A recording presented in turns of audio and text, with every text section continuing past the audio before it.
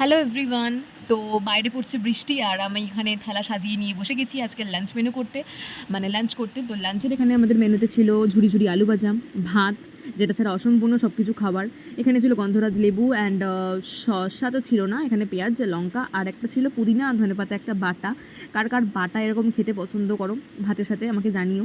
এখানে ছিল মুগ ডাল, এখানে ছিল সমস্ত রকম সবজি দিয়ে একটা শুক্তো। কারো কারো এরকম শুক্তো খেতে আমাকে মানে পছন্দ করো আমাকে নিশ্চয়ই জানিও কমেন্ট বক্সে। আমার তো দারুণ লাগে। আর সাথে ছিল এখানে দই পটল, আর এখানে ছিল পটলের সাথে সাথে আলাদা করে আবার পনিরও দেওয়ার ছিল, ভীষণ টেস্টি হয়েছিল খেতে।